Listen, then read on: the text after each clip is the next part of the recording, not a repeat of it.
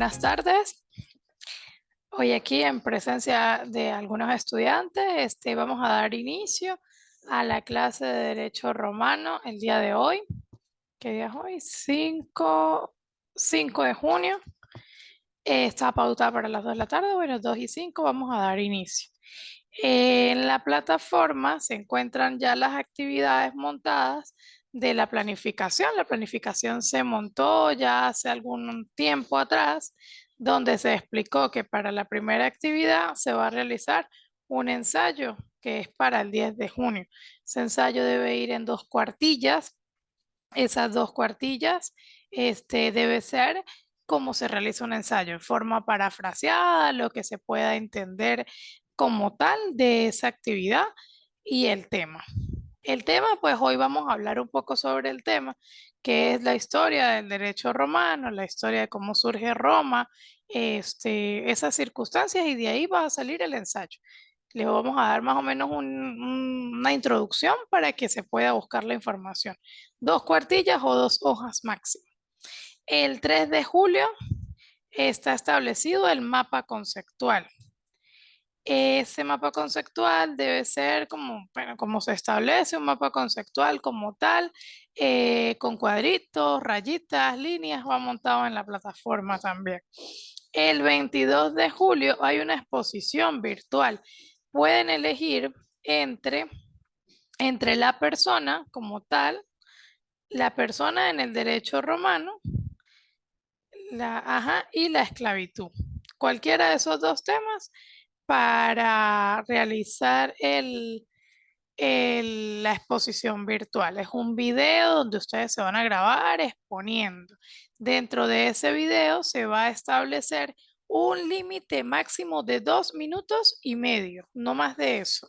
¿Por qué? Porque bueno, ya creo que con 2 minutos y medio es más que suficiente para explicar lo que se aprendió, lo que se indujo y lo que se investigó.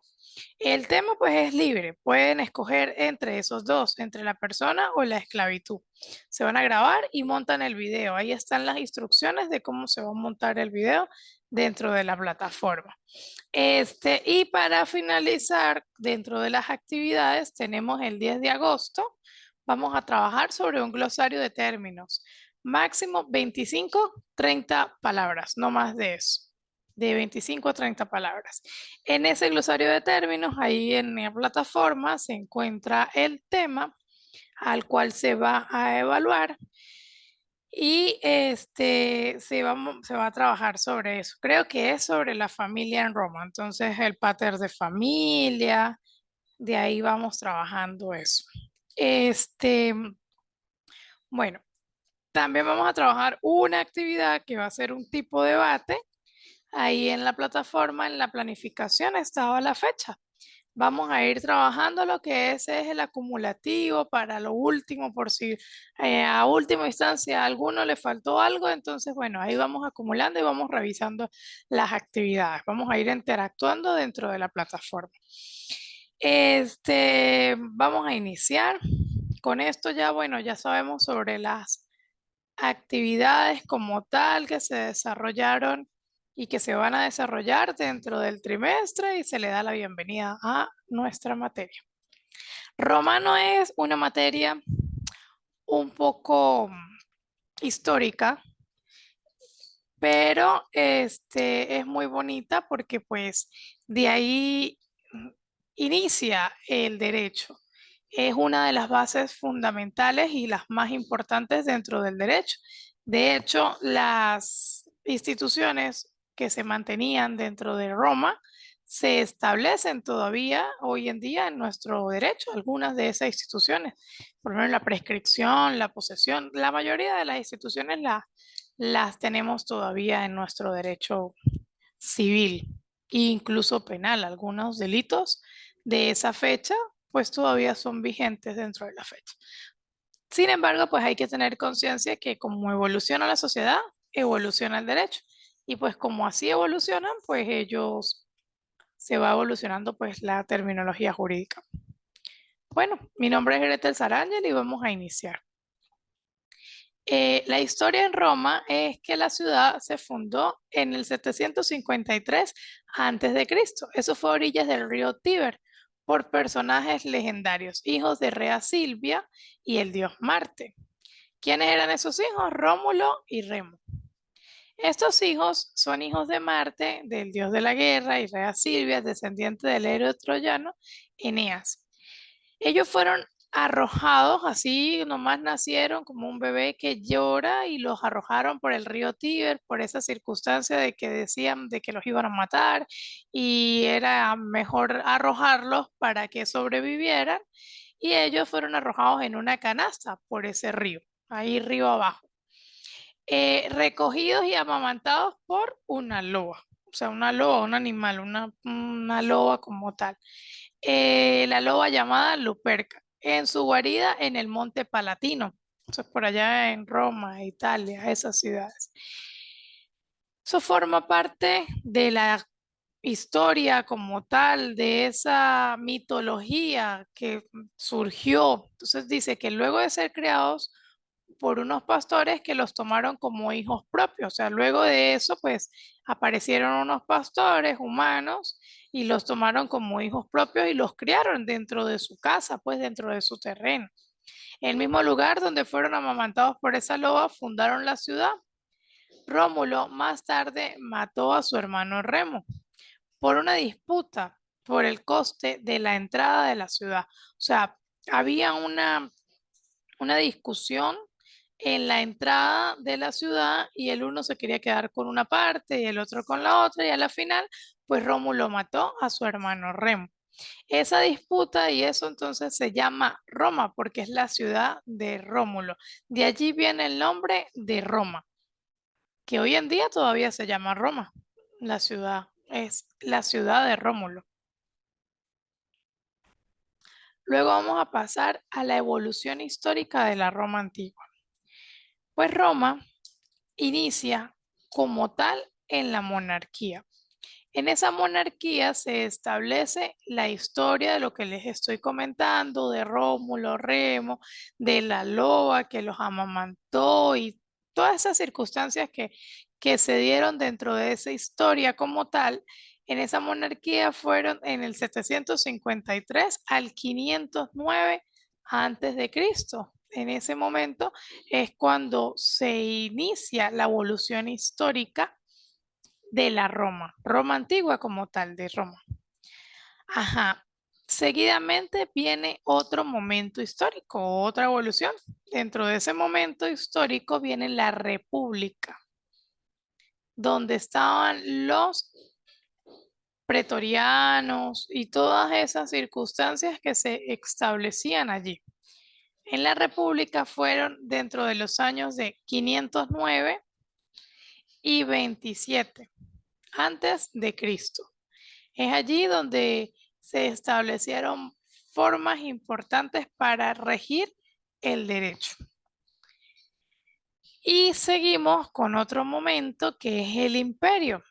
El imperio se establece en 27 años antes de Cristo y 476, pero después de Cristo. Ese fue el que más duró. Están los emperadores, cuando se mandaba, el emperador mandaba a un pueblo completo. Y ahí ya venía, ya ahí en el imperio como tal, ya establecen lo que viene la religión, incluyen ya más cosas porque el emperador era el que daba las órdenes y establecía cómo se llevaba la sociedad, cómo se iba a manejar esa sociedad como tal. Ajá, el derecho romano. En latín, el ius romanum fue el ordenamiento jurídico que rigió a los ciudadanos de la antigua Roma. El derecho romano, por su gran complejidad y aplicabilidad práctica y esa calidad técnica que aún hoy es la base del derecho continental, de los códigos civiles contemporáneos y se estudia en las facultades de derecho de la mayoría de los países que emplean el derecho continental. Es lo que les venía diciendo, o sea, muchísimas universidades de Latinoamérica donde establecemos el derecho continental como tal, este derecho americano, el derecho de la antigua Roma, es donde se establece y se ve el derecho romano. Ese derecho, pues, es una de las bases, como lo hablábamos hace un rato, la base fundamental para que el derecho se dé de manera civil, se establezca dentro de los códigos civiles. Obviamente, nuestro código civil en Venezuela, pues, está ya vetusto porque hay algunas instituciones, algunas circunstancias que están allí que no se aplican dentro de la sociedad, porque la sociedad ha avanzado muchísimo y lo que se ha hecho es como crear más leyes, ley de informática, de delitos informáticos, otras leyes para o sea, para arreglar o el desorden que hay, que ya la sociedad ha adaptado y ha desarrollado otras actitudes, otros comportamientos y hay que regularlos porque la sociedad se regula a través de las normas. Entonces, como ellos se evolucionan, entonces hay que regular esas actitudes.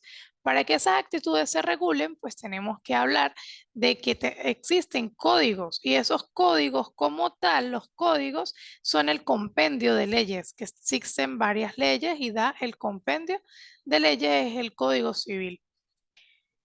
Se reúnen como todos y quedan en un código. Ahí se establecen, por eso está por partes, en capítulos, en subtítulos, en títulos, para poderlo establecer como un código como tal.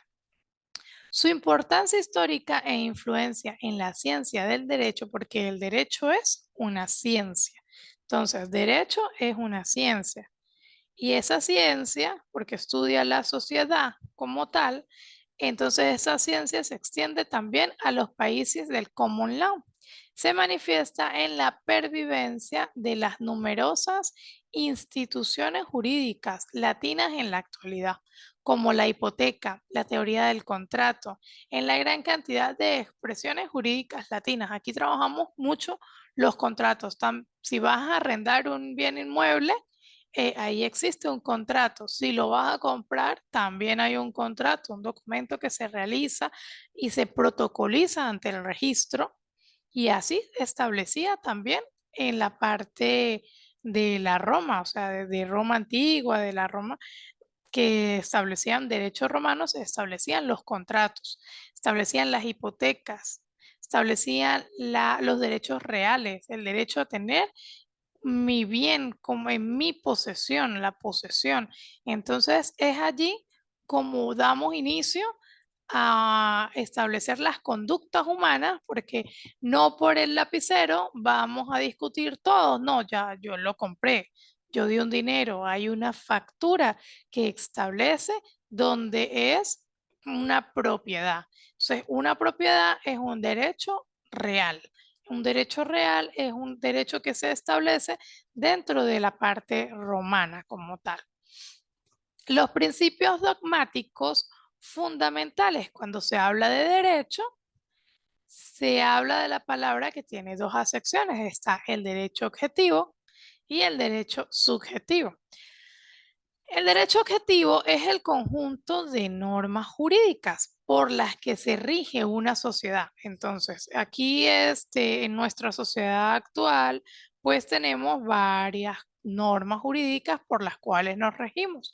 Tenemos las normas civiles, tenemos las normas penales, tenemos varias normas en las cuales establecemos un, un derecho como tal y que se pueden imponer a un sujeto por la fuerza y por su carácter de obligatoriedad.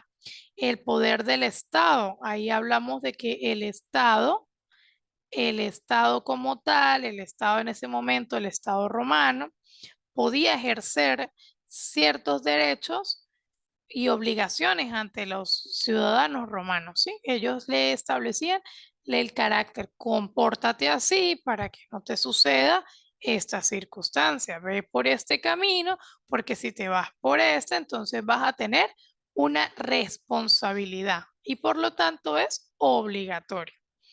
En el derecho subjetivo, la facultad que el ordenamiento jurídico le concede a un particular para determinadas cosas. A ver, dice, por ejemplo, una persona puede tener derecho a la propiedad de un determinado bien. Es lo que estábamos comentando. Si nosotros tenemos la propiedad, que es el derecho real, entonces yo compro un carro. Ese carro ya me pertenece. Ese es un derecho a tener esa propiedad. Yo tengo que gozar, usar, disfrutar, mantenerle el aceite, los cauchos, el motor. Pero no quiere decir que yo por tener un carro, yo voy a ir a colisionar mi vehículo o el carro con otro carro y no voy a responder, porque mis derechos terminan donde empiezan los del otro. Todos tenemos una línea donde se desarrollan los derechos y donde empiezan los deberes de todas las personas como tal. Pero en este momento pueden tener el derecho a la propiedad de un determinado bien, a usar, gozar, disfrutar de ese bien como tal de la cosa. En los conceptos romanos, en la época arcaica, la dualidad entre el ius y el fas, aunque al principio los dos conceptos estaban unidos, el ius era lo justo mientras que el fas era lo lícito. En aquella época se utilizaba como adjetivos. El fas es la condición divina de la licitud de una conducta. Recordemos que en aquellos tiempos el derecho y la religión estaban aún sin desligarse. O sea, si el que decía todo, el padre, el sacerdote, para ese momento estaba vinculado a la parte del derecho, vinculado como tal. Entonces, ya que en el siglo I antes de Cristo se diferencian el ius y el fas en sentido que el fas es el derecho divino y el ius es el derecho humano como consecuencia de la secularización de la sociedad que hace que ambos conceptos se separen. O sea, la sociedad fue evolucionando y se fueron separando esos conceptos como tal. El ius entonces es el derecho humano y el fas viene del derecho divino, el derecho que establece Dios para nosotros.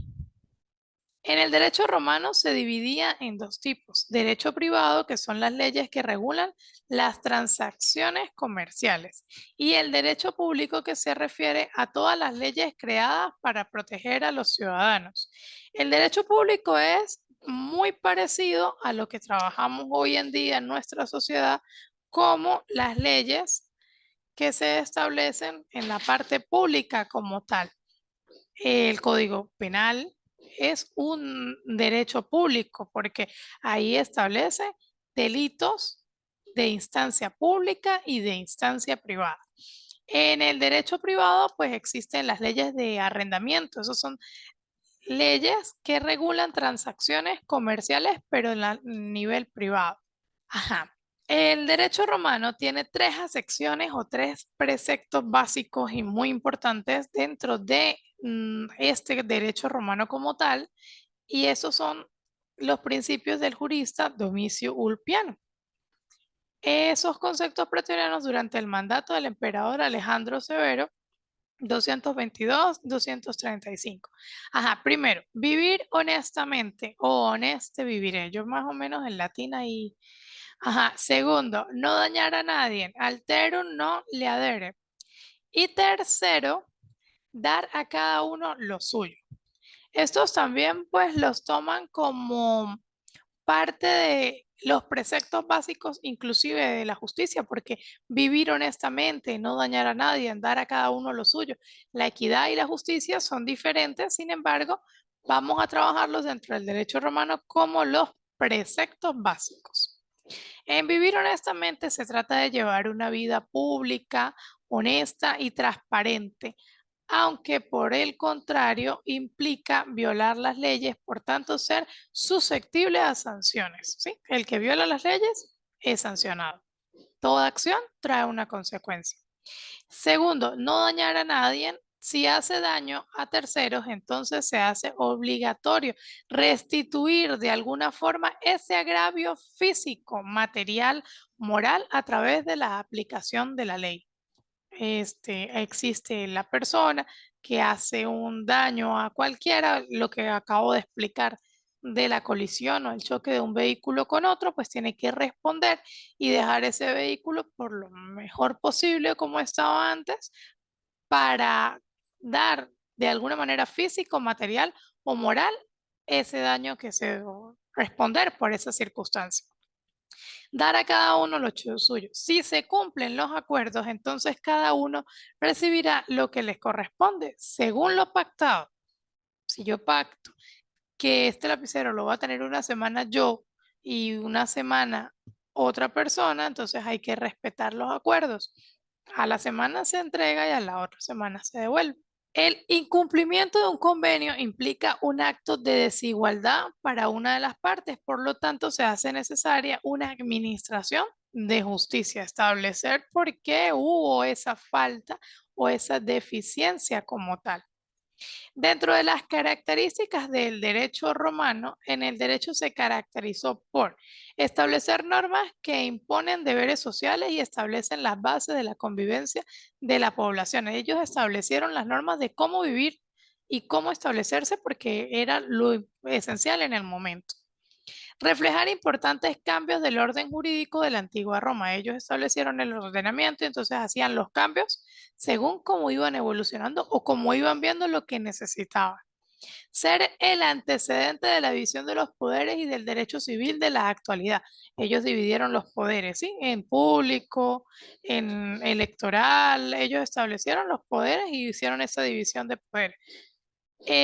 Ser bilateral, es decir, que requiere la interactividad de dos o más partes para que el Estado y el pueblo deban cumplir las obligaciones de manera recíproca. O sea, se necesita de otra persona para que se establezca las actividades, para que haya una interactividad entre ambos, entre varios, y se desarrolle una situación normal dentro de la sociedad. Todo vaya transcurriendo de manera tranquila. No conocer el derecho de igualdad para toda la población, ya que seguía considerando a los esclavos como propiedad de la nobleza. En ese momento, por eso lo vamos a investigar y vamos a trabajar el tema de la esclavitud, porque ellos consideraban, para ir adelantando un poco sobre eso, a los esclavos como cosas, no como personas. Entonces, para ir mirando eso. En las etapas del derecho romano tenemos el derecho antiguo, el derecho clásico, el derecho posclásico y el derecho justiniano. En estas etapas, en el antiguo, fue la etapa donde se caracterizó por las normas basadas en costumbres y que fueron plasmadas en la ley de las 12 tablas, que estaban dirigidas a la población y resultaba un orden jurídico rígido y severo. En el derecho clásico son 130 antes de Cristo, 230 después de Cristo. Esta fue la etapa que se caracterizó por la organización de la jurisprudencia. Ahí fue donde hicieron la jurisprudencia, el orden jurídico, el Senado y la formalización del derecho como una ciencia. Entonces, en el derecho clásico fue donde se estableció y se dijo y se formalizó que el derecho es una ciencia. En el derecho postclásico existe que en el 230, 527 después de Cristo. Esta etapa se caracteriza por ser un poder absoluto que ejerció el emperador, estábamos hablando hace un rato del imperio como tal, para regular los ámbitos de vida pública y privada de los ciudadanos. Él era el único amo y señor donde se establecían los derechos y cómo llevaba todo. Y en el derecho justiniano fue la etapa donde se caracterizó por una reforma legislativa que permitió recopilar las normas, leyes vigentes y formal, codificada en un solo texto. Ahí fue donde establecieron el Código Civil. Los códigos civiles se establecieron en ese momento. Muchísimas gracias por la atención prestada. Estoy atenta en la plataforma para las actividades. Espero que el día 10 de junio establezcamos el primer trabajo, que es un ensayo. Se trabajó un poco en la introducción sobre el tema y bueno, a investigar un poco más. Vamos a mandar actividades y bibliografía dentro de la plataforma para poder establecer más información.